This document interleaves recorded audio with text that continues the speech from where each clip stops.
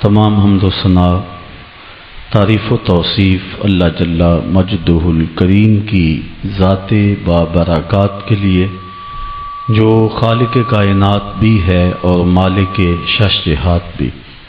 اللہ جل وعلا کی حمد و ثنا کے بعد حضور نبی اکرم شفیع امم رسول محتشم نبی مکرم صلی اللہ علیہ وسلم کے حضور ناز میں اپنی عقیدتوں، ارادتوں، محبتوں اور نیازمندیوں کا خراج پیش کرنے کے بعد عالی مرتبت ذی وقار محترم محتشم سامعین، السلام علیکم ورحمۃ اللہ وبرکاتہ۔ آج کی گفتگو کا عنوان ہے زوال بندہ مومن کا بے زری سے نہیں۔ امت مسلمہ کئی صدیوں سے زوال و انحطاط کی زندگی بسر کر رہی ہے۔ عرب عجم میں امت مسلمہ کو ذبح کیا جا رہا ہے۔ کابل، قندھار، قلعہ جنگی، دشت لیلہ، تورا بورا، تکریت، موصل، بغداد، القدس، کشمیر، غزہ، آذربائیجان، صومالیہ، جہاں جہاں بھی کشت و خون ہو رہا ہے وہ امت مسلمہ کا ہو رہا ہے۔ صابرا اور شتیلا کے کیمپوں میں قیدی ہمارے ہیں۔ گوانٹا ناموبے کے جیل خانوں کی سلاخوں کے پیچھے تڑپتے ہوئے زندگی بسر کرنے والے مجبور لوگ اس امت کے ہیں۔ ابو غریب جیل کے اندر سسک سسک کے زندگی کی سانسیں پوری کرنے والے امت مسلمہ کے بیٹے ہیں۔ عافیہ صدیقی اس قوم کی بیٹی ہے۔ ام احمد میری قوم کی بیٹی ہے۔ اس امت کو جس اذیت ناک لمحوں سے گزرنا پڑ رہا ہے وہ کسی سے مخفی نہیں۔ اب برما میں جو حالات ہیں وہ بھی آپ دیکھ رہے ہیں۔ امت مسلمہ جتنی عددی کثرت اس وقت رکھتی ہے اس سے قبل یہ تعداد بھی اس کی نہیں ہوئی۔ دنیا کی 6.25 ارب آبادی میں سے 1 ارب 40 کروڑ اہل دین، اہل ایمان، اہل اسلام، حضور کی غلامی کا دم بھرنے والے مسلمان ہیں۔ 56-57 باقاعدہ اسلامی حکومتیں ہیں۔ خیر سے ہم ایٹمی طاقت بھی ہیں۔ ہمارے پاس وسائل کی کمی بھی نہیں۔ تیل کے بڑے ذخائر ہمارے پاس ہیں۔ زرعی ملک ہیں، لیکن اس کے باوجود دنیا کے اوپر جو ذلت، جو پستی، جو زبوں حالی کا ہمیں منہ دیکھنا پڑ رہا ہے، تاریخ عالم میں اس کی کوئی دوسری مثال نہیں ہے۔ امت مسلمہ کو دیوار کے ساتھ لگایا جا چکا ہے۔ ہمارے اوپر جو 56-57 اسلامی ملکوں کے حکمران ہیں وہ مغرب کے ایجنٹ ہیں۔ امت مسلمہ کا خون رس رہا ہے۔ اتنے مسائل ہیں کہ اگر ان مسائل کو چھیڑ کے بیٹھ جائیں تو اس کو گنتے گنتے یہ وقت گزر جائے۔ امت مسلمہ اس کار مذلت میں کیوں گری ہے؟ آج کے تجزیہ نگار یہ کہتے ہیں کہ ہم مادی طور پہ دنیا سے بہت پیچھے رہ گئے، اس لیے آج ہم دنیا کے اوپر رسوا ہو رہے ہیں۔ ہم وہ ایجادات نہیں کر رہے ہیں جو دوسری قومیں کر رہی ہیں۔ ہمارے پاس معاشی وسائل وہ نہیں ہیں جو دوسری قوموں کے پاس ہے۔ علامہ اقبال نے امت کے اس دکھڑے کو بڑی دیر قبل بیان کیا، اور اقبال ایسا شخص ہے جس کو حکیم الامت کہتے ہیں۔ امت کے درد کو بھی جانتا ہے، مرض کو بھی جانتا ہے، علاج کو بھی جانتا ہے۔ امت اس کار مذلت میں کیوں گری اور اس رسوائی کا شکار کیوں ہوئی؟ اقبال کہتا ہے کہ زوال بندہ مومن کا بے زری سے نہیں۔ اس کو اگر یہ سمجھا جائے کہ دولت کی قلت سے ہم رسوا ہو رہے ہیں تو یہ کوئی بات نہیں ہے۔ اگرچہ اس دور میں معیشت ایک اہم چیز ہے۔ جو لوگ معاشی طور پہ پسماندہ ہوتے ہیں اس معاشرے میں ان کو خاطر خواہ توجہ نہیں دی جاتی، لیکن امت مسلم کے زوال کا سبب مادیت نہیں ہے، اس لیے کہ اس کی بنیادیں مادیت سے مضبوط نہیں کی گئی ہیں، اس کی بنیادوں میں روحانیت رکھی گئی ہے۔ اس کے زوال کا سبب دین سے دوری ہے۔ امت مسلمہ کی رسوائی اور پستی کا سبب اس مرکز سے اپنے رشتے کو کمزور کر لینا ہے جس نے ان کو عزت دی، سرفرازی دی، تعظیم دی اور توقیر فراہم کی۔ باقی رہی بات غربت و امارت کی، اسلام کی تاریخ میں ہم نے یہ سارے دور دیکھے ہیں، لیکن امت مسلمہ کے لیے یہ چیزیں جو ہیں وہ ثانوی حیثیت رکھتی ہیں۔ اس زمانے کی کہانی بھی ہمیں یاد ہے جب ہمارے پاس پہننے کے لیے کپڑے بھی نہیں تھے، پیوند لگے لباس پہنتے تھے۔ وہ وقت بھی ہمیں یاد ہے جب ہمارے پاس 2 گھوڑے تھے، 6 زرہیں تھیں، 8 تلواریں تھیں، 70 اونٹ تھے، اور ہمارے مقابلے کے اندر جو دشمن آیا تھا ان کے پاس 100 زرہ پوش نوجوان تھا، 950 کی تعداد کے اندر ان کا لشکر تھا، ان کے پاس گانے والی رنڈیاں بھی تھیں اور دادے عیش دینے والے ان کے پاس نغمے اور مزراب بھی تھے، کھانے پینے کے سامان بھی وافر تھے۔ ادھر فاقہ مست لوگ جس کھجور کو چوس کے روزہ رکھتے تھے اسی کھجور کو چوس کے روزہ افطار کرتے تھے۔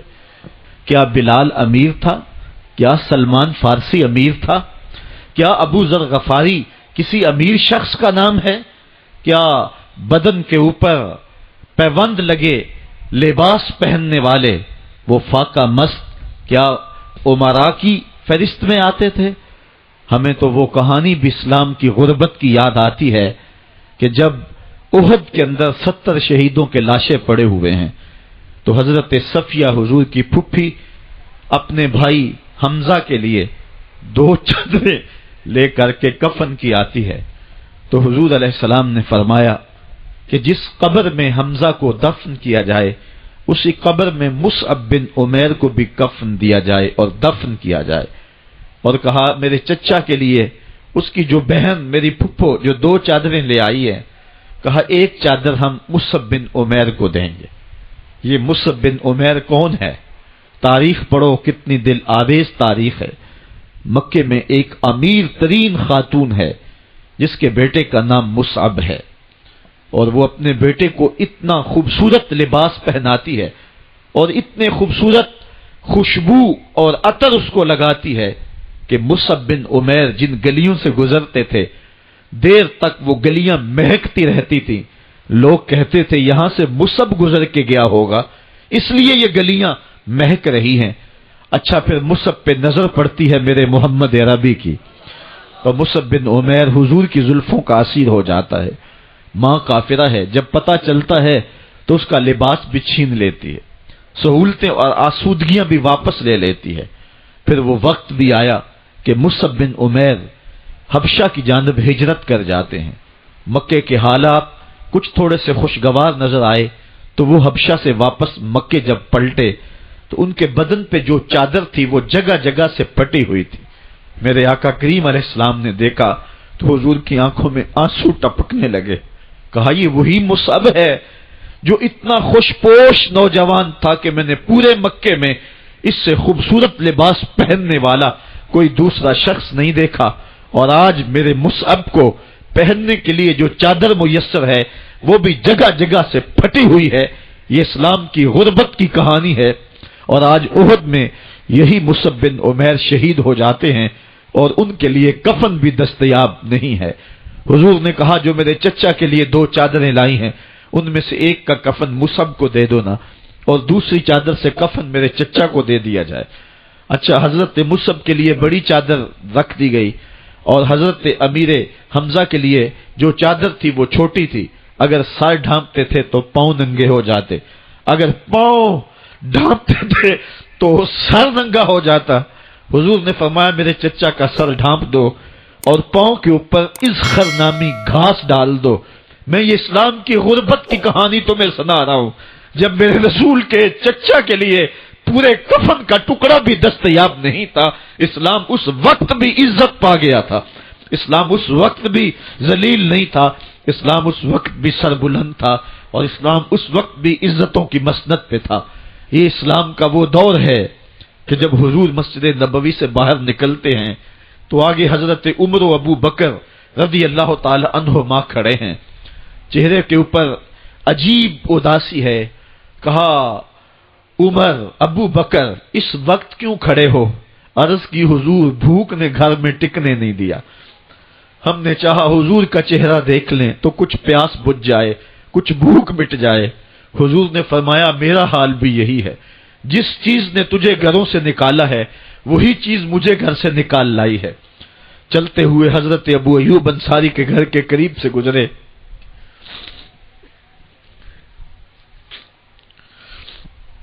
حضور کی خوشبو پا کے وہ باہر آ گئے. عرض کی بندہ نواز، آج میرے مہمان نہیں بنتے؟ حضور نے کہا تمہاری مرضی. گھر لے گئے، چٹائی بچھائی، حضور کو بٹھایا، گھر والوں کو بکری کا بچہ ذبح کر کے دیا. کہا جلدی جلدی کھانا تیار کرو، میرے آقا کو بھوک لگی ہوگی. یہ کہہ کے واپس آئے، حضور کے پاس بیٹھے، نظر چہرے پہ پڑی تو گھبرا گئے. نکاحت کے آثار اتنے واضح تھے کہ سمجھ آ رہی تھی کتنے دنوں سے حضور نے کچھ نہیں کھایا. اٹھ کے باغ میں چلے گئے، کھجوروں کا خوشہ توڑا، حضور کے سامنے رکھا. کہا بندہ نواز، جب تک کھانا تیار نہیں ہوتا یہ کھجوریں تناول فرمائیں. تھوڑی دیر کے بعد کھانا دسترخوان پہ لگ گیا. حضور سے عرض کی گئی حضور آئے کھانا تناول کر لیں. حضور نے دسترخوان پر تشریف فرما ہو کر کے حضور نے کپڑا اٹھایا تو حضور نے جب دیکھا کہ کھانا ہے تو حضور نے ایک روٹی لی اور چند بوٹیاں اٹھائیں اور ایک خادم کو بلا کر کے کہا جاؤ ہمارے گھر لے آؤ، میری بیٹی فاطمہ کتنے دنوں سے بھوکی.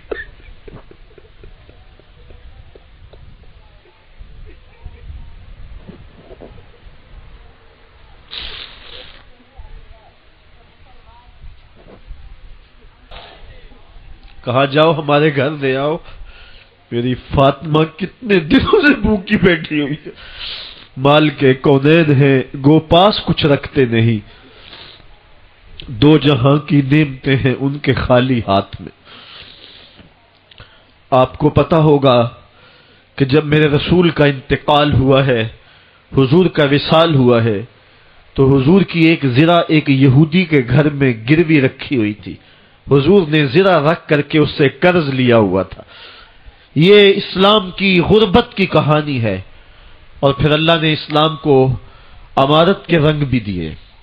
آؤ تمہیں کہانی سناؤں. حضرت عدی بن حاتم روایت کرتے ہیں، صحیح بخاری میں روایت ہے. یہ حاتم تائی کے بیٹے ہیں. کہتے ہیں میں حضور کی خدمت میں حاضر ہوا. ایک شخص آیا، کہنے لگا حضور غربت نے میرا برا حال کر دیا ہے، اور اس نے شکایت کی غربت کی، پسماندگی کی اور اپنی معاشی بدحالی کی. پھر ایک شخص آیا، کہنے لگا حضور میرے پاس دولت تو ہے لیکن میں نے جس منزل پہ جانا ہے راستہ پر خطر ہے، تو میرے لیے کیا حکم ہے کہ میں کیسے راستہ طے کروں؟ تو یہ دو لوگوں نے یہ باتیں کی تو حضرت عدی کہتے ہیں کہ حضور نے روئے سخن میری جانب موڑا اور میری جانب مخاطب ہو کے کہا عدی تو نے ہیرا دیکھا ہے؟ عدی کہتے ہیں میں نے عرض کی حضور دیکھا نہیں، سنا ہے. ہیرا یہ شہر ہے عراق کا. تو حضور نے فرمایا عدی تو نے ہیرا دیکھا ہے؟ میں نے کہا نہیں حضور دیکھا نہیں، اس کا تذکرہ سنا ہے. فرمایا عدی اگر اللہ تجھے زندگی کی مہلت دے تو ہیرا سے ایک خاتون چلے گی، تو اپنی آنکھوں سے دیکھے گا اور مکے تک پہنچے گی اور اللہ کے گھر کعبہ کا طواف کرے گی، اور اس کو ہیرا سے لے کر کے مکے تک اللہ کے علاوہ کسی کا ڈر نہیں ہوگا. کہتے ہیں کہ میں نے دل میں کہا کہ پھر بنو طے کے ڈاکو مر گئے ہوں گے جنہوں نے عرب کے اوپر روب ڈال رکھا ہے، تو وہ تو پھر ختم ہو گئے ہوں گے. کہتے ہیں میں ابھی سوچ ہی رہا تھا کہ حضور نے مزید میری حیرت میں اضافہ کرتے ہوئے کہا، عدی اگر تجھے اللہ نے زندگی کی مہلت دی تو تو دیکھے گا کہ کسرا کے خزانے تیری جھولی میں ہوں گے۔ تو اس دور کی سپر طاقت تھی۔ میں نے کہا حضور کسرا بن ہرمز؟ حضور نے فرمایا ہاں کسرا بن ہرمز۔ کہتے ہیں کہ حضور نے پھر فرمایا عدی اگر تو زندگی پائی تو تو وہ دن بھی دیکھے گا کہ ایک شخص زکوٰۃ کی رقم لے کر کے، زکوٰۃ کی چاندی لے کر کے، زکوٰۃ کا سونا لے کر کے نکلے گا اور اس کو کوئی زکوٰۃ کا مستحق ہی نہیں ملے گا۔ حضرت عدی بن حاتم کہتے ہیں کہ پھر میں نے وہ منظر اپنی آنکھوں سے دیکھا کہ ہیرا سے ایک خاتون چلی اور مکے تک پہنچی، اور امن ایسا تھا کہ اس کو اللہ کے علاوہ کسی کا ڈر نہیں تھا۔ پھر وہ لمحے بھی میں نے دیکھے کہ کسرا بن ہرمز کے خزانے مسجد نبوی کے باہر پڑے ہوئے ہیں۔ تو کہتے ہیں تیسری چیز میں دیکھ نہ سکا، اور میں نے لوگوں کو کہا کہ یہ میں تو نہیں دیکھ سکا، میری شاید زندگی وفا نہ کرے، اور اگر تمہاری زندگی وفا کرے تو تم دیکھنا میرے آقا نے جو فرمایا تھا 2 باتیں تو پوری ہو گئی ہیں، اور تیسری بات تم دیکھ لو گے۔ حضرت یحییٰ بن سعید فرماتے ہیں کہ حضرت عمر بن عبدالعزیز کا زمانہ تھا، اور انہوں نے مجھے افریقہ کی جانب زکوٰۃ وصول کرنے کے لیے بھیجا۔ میں وہاں سے زکوٰۃ وصول کی، اور پھر میں زکوٰۃ لینے والے مستحقین کو ڈھونڈنے لگا، تو کہتے ہیں مجھے کوئی مستحق نہ ملا۔ پھر میں غلام پکڑتا اور اس کے پیسے دے کے اس کو آزاد کرواتا چلا جاتا۔ حضرت عمر بن عبدالعزیز کا زمانہ ہے کہ گورنر ہے عراق کا، وہ حضرت عمر بن عبدالعزیز کو لکھتا ہے کہ اتنی رقم ہے، اس کا کیا کرنا ہے؟ تو عمر بن عبدالعزیز کہتے ہیں رقم لے کے یہاں نہ آنا، وہاں عراق کے لوگوں میں بانٹ دو، جو زکوٰۃ کے مستحق ہیں ان کو تقسیم کر دو۔ تو گورنر لکھتا ہے جو مستحق ہے ان کو دے دی، اب کوئی مستحق نہیں رہا تو میں کیا کروں؟ تو حضرت عمر بن عبدالعزیز کہتے ہیں جو مقروض ہیں ان کا قرض اتار دو۔ تو کہتے ہیں کہ ہاں قرض بھی میں نے اتار دیا ہے، رقم پھر بھی بچ رہی ہے، کیا کروں؟ تو حضرت عمر بن عبدالعزیز نے پھر لکھا جو شخص شادی کرنا چاہتے ہیں ان کا حق مہر ادا کر دو۔ میں نے کہا کہ وہ بھی کر دیا ہے، رقم پھر بھی بچ گئی، اب کیا کروں؟ تو حضرت عمر بن عبدالعزیز نے مجھے لکھا کہ جو غیر مسلم ہیں، جنہوں نے ٹیکس دیا ہوا ہے، جتنا ٹیکس دیا ہے اس سے دگنے پیسے ان کو قرضے میں دے دو، اور ان کو کہو جاؤ اس کا کاروبار کرو، کھیتی باڑی کرو، اور ساتھ انہیں یہ بھی کہہ دینا قرض کی فکر نہ کرنا اور زیادہ اس میں پریشان نہ ہونا، جب دے سکو گے دے دینا۔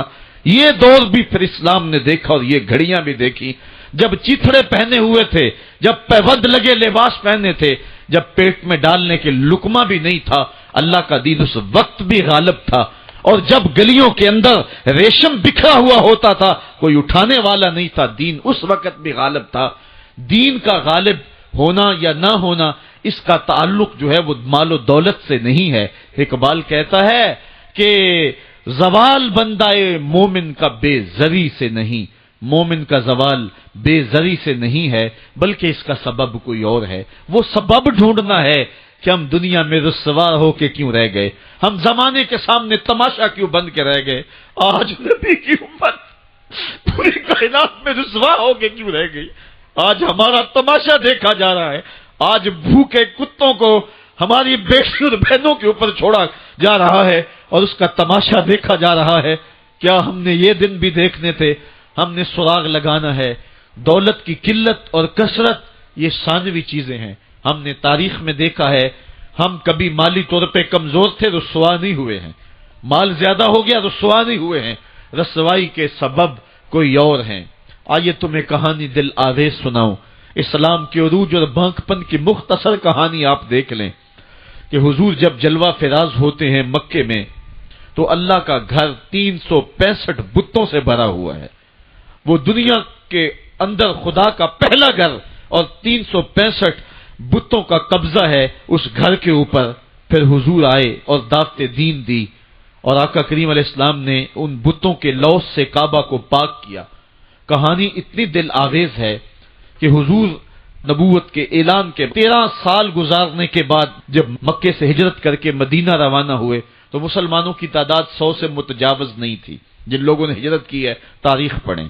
سن 2 ہجری کو بدر کے مقام پہ حق اور باطل کا پہلا ٹکراؤ ہوتا ہے۔ مسلمانوں کی تعداد 313 تھی، جو لوگ گھروں میں تھے ان کی تعداد بھی ساتھ شامل کر لیں، بچے اور خواتین بھی شامل کر لیں، 600-700 لوگ بنتے ہوں گے۔ اور 8 ہجری کو فتح مکہ ہوا اس واقعہ کے 6 سال بعد، تو فتح مکہ کے موقع پہ مسلمانوں کی تعداد جو سپاہیوں کی تھی وہ 10,000 تھی۔ اور پھر 8 ہجری کو یہ واقعہ ہوا ہے تو 10 ہجری کو حجۃ الوداع ہوتا ہے۔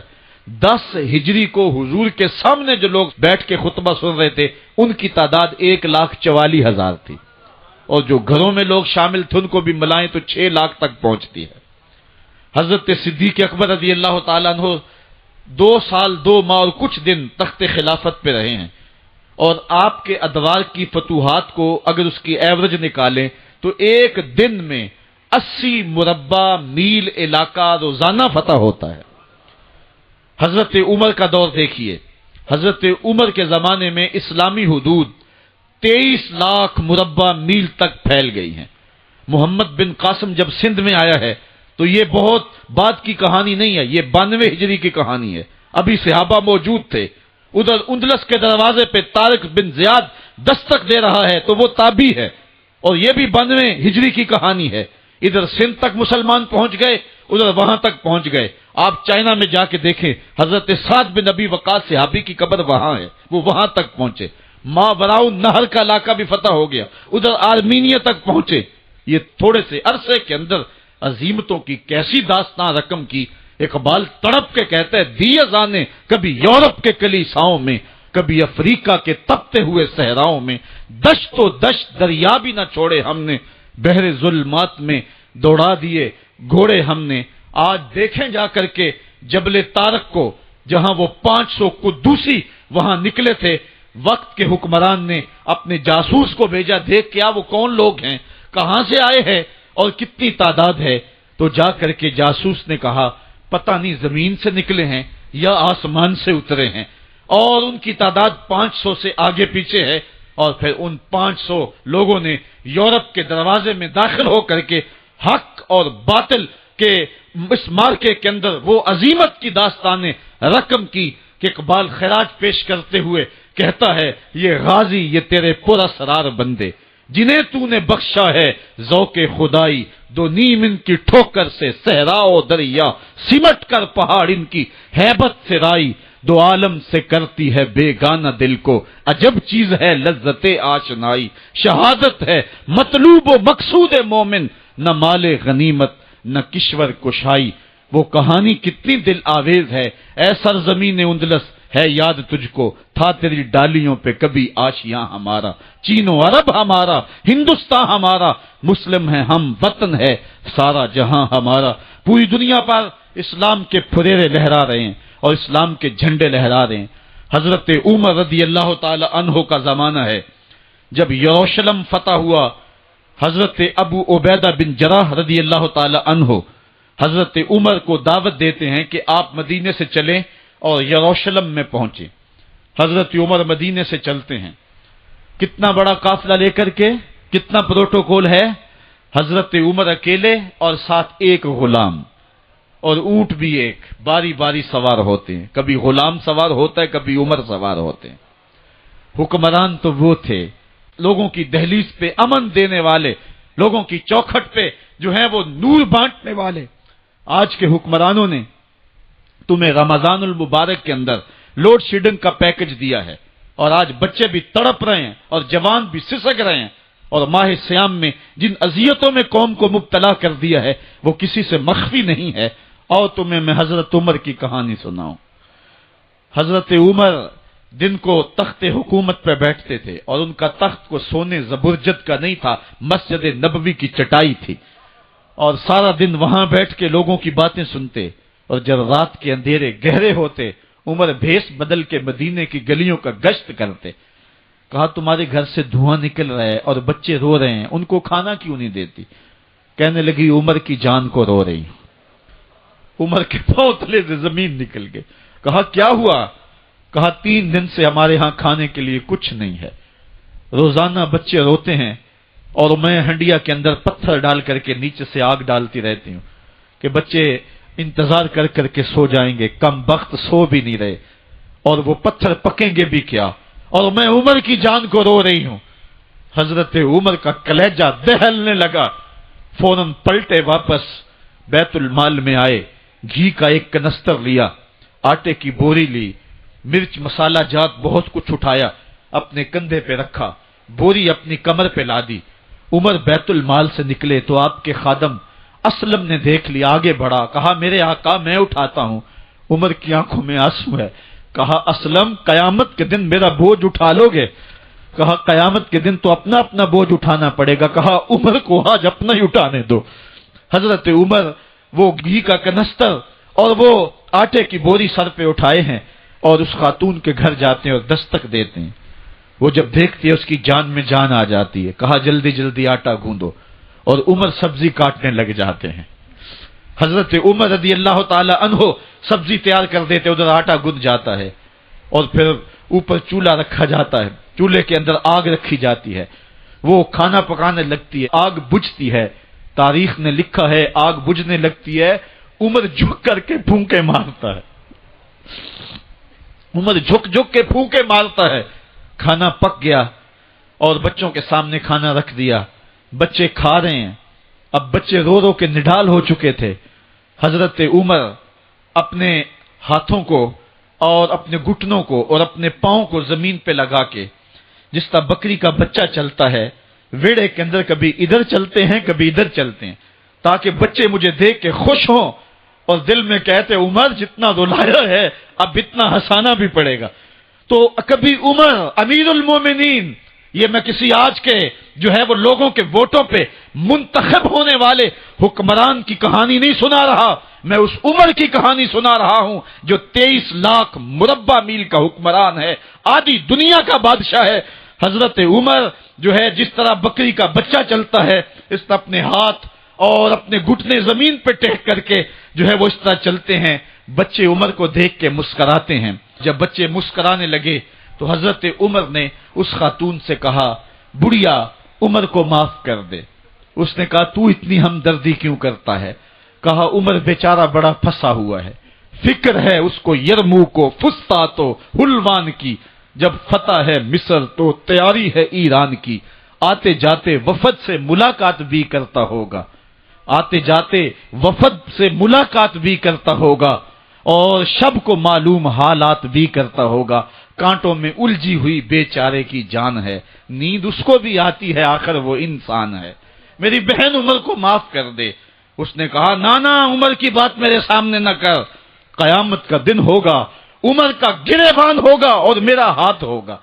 جب اس نے یہ بات کہی تو عمر برداشت نہ کر سکے، بچوں کی طرح بلک بلک کر رونے لگے۔ کہا وہ بد نصیب عمر تیرے سامنے ہے، آج ہی کہلا جو کہنا ہے، قیامت کے دن مجھے معاف رکھنا۔ اس نے کہا تو عمر ہے؟ کہا بد نصیب عمر تیرے سامنے کھڑا ہوں۔ میرے عمر کہتے ہیں اگر دجلہ کے کنارے ایک بکری کا بچہ بھی پیاسا مر گیا، اس کا حساب بھی عمر سے لیا جائے گا۔ اللہ اکبر۔ میں اس حضرت عمر کی کہانی سنانے لگا تھا۔ حضرت عمر نکلے یروشلم میں، ایک اونٹ ہے، ایک غلام ہے، کبھی وہ سوار ہوتا ہے، کبھی آپ باری مقرر کی ہے۔ جب قریب پہنچے یروشلم کے تو عمر کی باری نکیل پکڑنے کی اور غلام کی باری اوپر سوار ہونے کی آ گئی۔ غلام نے کہا آقا میں مرضی سے اپنی باری چھوڑتا ہوں، آپ آ جائیں، دشمنوں کے مفتوحہ علاقے میں آ رہے ہیں، تازہ تازہ علاقہ فتح ہوا ہے، اسلام کی شان و شوکت ظاہر ہو۔ عمر نے کہا اسلام کی شان و شوکت ایسے ظاہر نہیں ہوتی ہے، اپنی باری پہ تم بیٹھو گے، اپنی باری پہ میں بیٹھوں گا۔ لوگ منتظر کھڑے ہیں، دور سے جب دیکھا کہا اس کی ہیبت سے کانپتے تھے ہم، یہ تو کوئی حبشی لگتا ہے، رنگ کالا ہے، ہونٹ موٹے ہیں، اس سے تو زیادہ حسین اس کا غلام ہے جو آگے آگے چل رہا ہے۔ حضرت ابو عبیدہ نے کہا دھوکہ کھا رہے ہو، ہمارا آقا وہ نہیں ہے جو اونٹنی کے اوپر سوار ہے، ہمارا آقا وہ ہے جو لگام تھامے آگے آگے چل رہا ہے۔ حضرت عمر رضی اللہ تعالیٰ عنہ کو آگے بڑھ کے جابیہ کے مقام پہ حضرت ابو عبیدہ بن جراح نے استقبال کیا، تو حضرت عمر آگے بڑھے اور انہوں نے آگے بڑھ کر کے حضرت ابو عبیدہ کے دونوں کندھوں پہ ہاتھ رکھا، اور سنو حضرت عمر نے کیا کہا، کہا لا الہ الا اللہ انا کنا اذل قوم فاعزنا اللہ بالاسلام۔ کہا کہ لا الہ الا اللہ، اے ابو عبیدہ بن جراح، ہم ایک ذلیل قوم تھے اور اللہ نے ہمیں اسلام کی وجہ سے عزت عطا کی ہے، اور میں تمہیں ایک تاریخ ساز بات کہنے لگا ہوں، اور وہ یہ ہے کہ جب تک ہم اس عزت والے اسلام کے دامن کو تھامے رہیں گے ہماری عزت قائم رہے گی، اور جب اسلام کے علاوہ کسی اور جگہ سے عزت ڈھونڈیں گے تو رسوا کر کے رکھ دیے جائیں گے۔ یہ ہے وہ خلاصہ جو حضرت عمر نے امتوں کے عروج و زوال کا بیان کیا ہے۔ اس امت کو جو خیرات ملی ہے تخت و تاج کی، وہ پینٹاگون سے نہیں ملی، وہ واشنگٹن سے نہیں ملی، وہ وائٹ ہاؤس سے نہیں ملی، وہ محمد عربی کے جوڑوں کا صدقہ ملی ہے۔ اس لیے جب ہم نے اسلام سے انحراف کیا، پاکستان حاصل کیا گیا تھا۔ پاکستان کا مطلب کیا؟ لا الہ الا اللہ۔ ہم نے اس نعرے کو چھوڑ دیا ہوا ہے، ہم نے انحراف کر دیا ہے۔ آج ہماری نظریں مغرب کی طرف لگی ہیں کہ تخت و تاج اس سے نصیب ہوتے ہیں، اور دنیا کے اوپر ہم رسوا ہو کے رہ گئے۔ ہماری پستی، ہماری زبوحالی، ہماری ذلت کا سبب یہ ہے کہ جس جگہ سے ہمیں عزت ملی تھی ہم نے وہ مرکز ہی چھوڑ دیا ہے۔ اس مرکز حیات کو، اس مرکز زندگی کو، اس مرکز عزت کو ہم نے چھوڑ دیا ہے، اور دنیا کے اوپر ہم رسوا ہو رہے ہیں۔ انہی حضرت عمر کی کہانی ہے۔ وادی تہامہ سے گزر رہے تھے کہ بچوں کی طرح بلک بلک کے رونے لگے۔ کہا عمر جوان آدمی ہو اور بچوں کی طرح بلک کے رو رہے ہو؟ کہا تم نہیں جانتے، مجھے بچپن کی کہانی یاد آ گئی۔ کہا کیا کہانی ہے؟ کہا یہی عرض تہامہ تھی، میرے باپ خطاب نے مجھے 5 اونٹ دیے تھے، کہا انہیں لائن میں کھڑا کرو سیدھا۔ میں آگے والا سیدھا کرتا تھا، پیچھے والا ٹیڑھا ہو جاتا، پیچھے والا سیدھا کرتا، آگے والا ٹیڑھا ہو جاتا۔ میرے باپ خطاب نے مجھے بڑا مارا۔ کہا ایک عرب کے بیٹے ہو کہ تم سے 5 اونٹ لائن میں کھڑے نہیں ہوتے؟ کہا ایک زمانہ عمر پہ وہ تھا کہ اس سے 5 اونٹ لائن میں کھڑے نہیں ہوتے تھے، اور آج شرق سے لے کر غرب تک 23 لاکھ مربع میل کی حکمرانی اور انسان بھی لائن میں کھڑے ہیں۔ یہ محمد عربی کے جوڑوں کا صدقہ نہیں ہے تو اور کیا ہے؟ عمر سے تو 5 اونٹ لائن میں کھڑے نہیں ہوتے تھے۔ تو یہ عزتیں، یہ تخت و تاج، یہ حکومتیں ہمیں حضور کی دہلیز سے ملی ہیں۔ جب ہم نے اس دہلیز کو چھوڑ دیا تو دنیا کے اوپر رسوا ہو گئے اور ذلیل کر کے رکھ دیے گئے۔ آج ہماری حالت یہ ہے کہ غیر بھی ہمیں تانے دے رہے ہیں۔ میرا ایک دوست پچھلے دنوں کے اندر ننکانہ صاحب گیا تو وہ مجھے آ کر کے جو کہانی سنانے لگا، اس کی آنکھوں میں نمی تھی اور اس کے لہجے میں بے پناہ درد تھا۔ کہنے لگا کہ مجھے شوق دامن یہ ہوا کہ میں یہاں سکھوں کا گردوارہ بھی دیکھوں۔ کہتے میں اسی شوق میں ان کا گردوارہ دیکھنے چلا گیا، تو جب گردوارے کی سیڑھیاں آئیں تو میں جوتے اتارے اور میں سوچ رہا تھا کہ ان کو سمیٹ کے کہاں سنبھالوں، تو ایک شخص آگے بڑھا اور مجھے کہنے لگا کہ آپ تسلی سے جائیں، یہ گردوارہ ہے، مسلمانوں کی مسجد نہیں ہے۔ تو کہتا ہے کہ میرا کلیجہ پھٹنے لگا کہ ہم اس قدر اخلاقی پستی کا شکار ہو گئے ہیں، کیونکہ جواب تو میرے پاس نہیں تھا جو اس کو میں دے سکتا، کیونکہ ہماری حالت بین ہی یہی ہے۔ تو کہتا ہے کہ میرا کلیجہ کٹنے لگا کہ ہم اس پستی اور اس ذلت کے مقام پہ چلے گئے ہیں۔ اب ہمارے ملک کے اندر جو ہمارے ذمی ہیں وہ بھی ہم کو جو ہے وہ تانا دے رہے ہیں، اور ہمارے مستامن بھی ہم کو تانا دے رہے ہیں، اور ملک کے اندر بھی ہم کو ذلت و رسوائی کا سامنا کرنا پڑ رہا ہے۔ یہ ہماری ذلت اور رسوائی کی مثالیں ہیں۔ ہماری اخلاقی پستی اور زبوحالی نے ہم کو کہیں کا نہیں چھوڑا ہے۔ میں بہت پرانی کہانی نہیں سنانے لگا آپ کو، یہ قرون اولیٰ کی کہانی نہیں ہے، یہ کہانی جو ہے وہ صحابہ کے زمانے کی بھی نہیں ہے، یہ کہانی جو ہے وہ تابعین کے بھی دور کی نہیں ہے، محدثین کے دور کی بھی نہیں ہے، یہ سری سختی کے زمانے کی کہانی بھی نہیں ہے، یہ جنید بغدادی کے دور کی بھی نہیں ہے، ہاں یہ مجدد الف ثانی کے زمانے کی کہانی بھی نہیں ہے، یہ کل کی بات ہے۔ ہم دور غلامی میں تھے، ہمارے اوپر انگریز حکومت کر رہا تھا۔ ایک انگریز افسر شاہی مسجد دیکھنے کے لیے آیا، اور جب چبوترے کے اوپر چڑھا تو ایک گداگر نے اس کے آگے ہاتھ پھیلایا، اس نے بٹوا نکالا اور اس کی ہتھیلی میں کچھ پیسے رکھے، دوبارہ وہ جیب میں بٹوا ڈالنے لگا تو بٹوا اس کے ہاتھ سے گر گیا اور وہ بے توجہی میں اندر چلا گیا۔ اس گداگر نے آگے بڑھ کے اس بٹوے کو پکڑ لیا، خیال تھا یہ واپس آئے گا تو میں اس کو بٹوا دے دوں گا، لیکن وہ کسی اور دروازے سے نکل گیا اور یہ منتظر رہا۔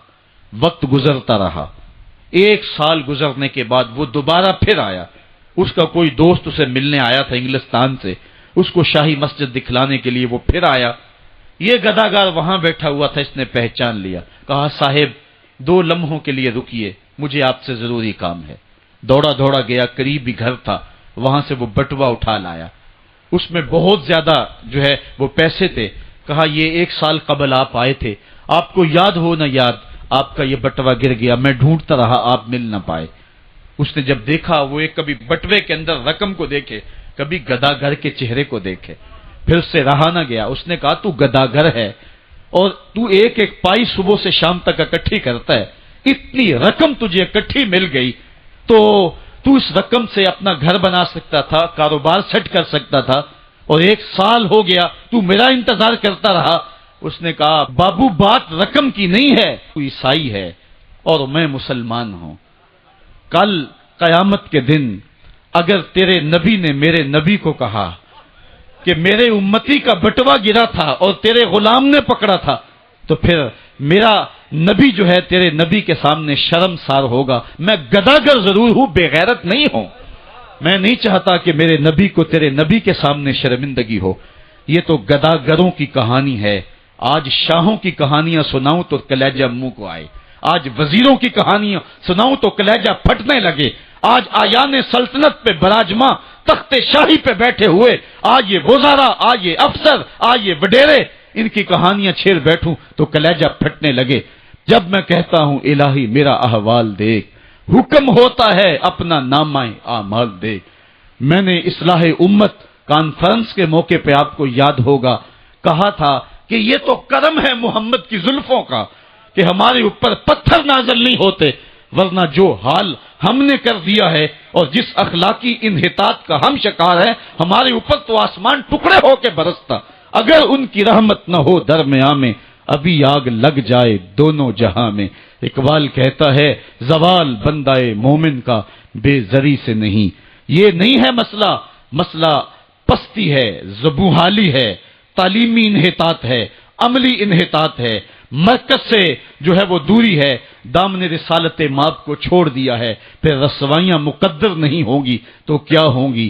آئیے ابھی بھی موقع ہے، توبہ کا دروازہ بند نہیں ہوا، رب سے بھی معافی مانگ لیں، گنبد خضرا کے مکین کے حضور بھی ہاتھ جوڑ کے کہیں چھوڑ کے آپ کا دامن رحمت، آقا ہم سے بھول ہوئی، کھو دی اپنی قدر و قیمت، آقا ہم سے بھول ہوئی، دیکھ ہماری آنکھ مچولی، اپنے سینے اپنی گولی، بھول گئے ہم درس اخوت، آقا ہم سے بھول ہوئی، دنیا کے ٹھکرائے ہوئے ہیں، تیرے در پہ آئے ہوئے ہیں، کھول دے اپنا باب رحمت، آقا ہم سے بھول ہوئی۔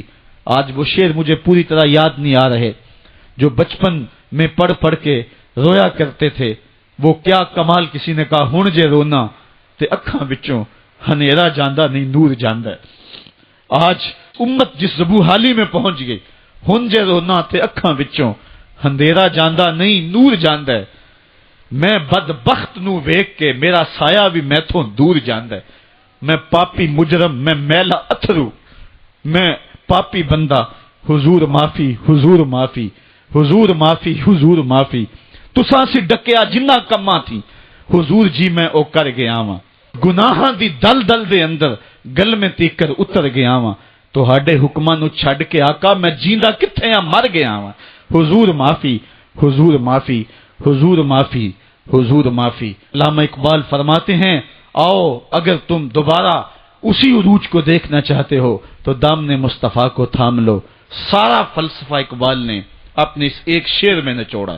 شکوہ اور جواب شکوہ اقبال کی امت کی کہانی ہے جو رب سے کہی ہے۔ شکوے میں کہتا ہے تیرے کعبے کو جبینوں سے بسایا ہم نے، نو انسانی کو غلامی سے چھڑایا ہم نے، پھر بھی ہم سے گلا ہے کہ وفادار نہیں، ہم وفادار نہیں، تو بھی تو دلدار نہیں۔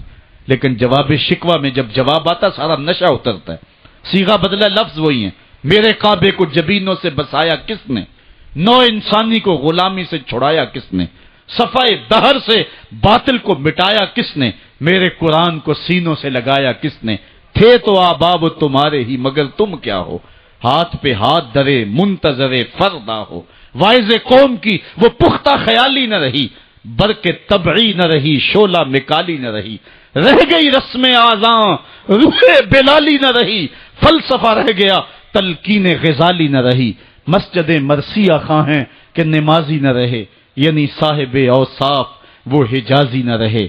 تو اقبال نے اپنے جواب شکوے کو یہاں آ کر کے روکا۔ صدا ادھر سے آ رہی ہے، امت کو علاج دیا جا رہا ہے۔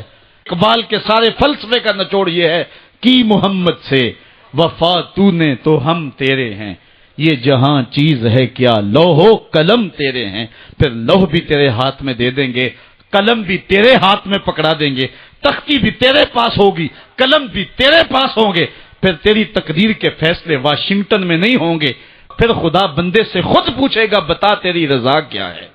تو ہم نے ان راہوں کا مسافر بننا ہے۔ آئیو زندگی کا جمال اور زندگی کا حسن حاصل کرنے کے لیے حضور کی دہلیز پہ آ جائیں۔ بہت دور جا چکے ہیں، آقا کی رحمت اب بھی آوازیں دے رہی ہیں، میرے بھولے بھالے امتیوں واپس آ جاؤ، میں تمہیں سینے سے لگا کے تمہارے پچھلے سارے گناہ بخشوا دوں گا۔ اور رب کہہ رہے وَلَوْ أَنَّهُمْ إِذ ظَّلَمُوا أَنفُسَهُمْ جَاءُوكَ، ظلم کر بیٹھے ہو کوئی بات نہیں، میرے محبوب کی دہلیز پہ آ جاؤ، میرے نبی کے ہاتھ اٹھ کے میں تمہارے سارے گناہ ہی معاف فرما دوں گا۔ اللہ کو توبہ قبول کرنے والا اور رحیم پاؤ گے۔ اللہ تعالیٰ مجھے آپ کو اپنی رحمتوں کے سائے میں دے۔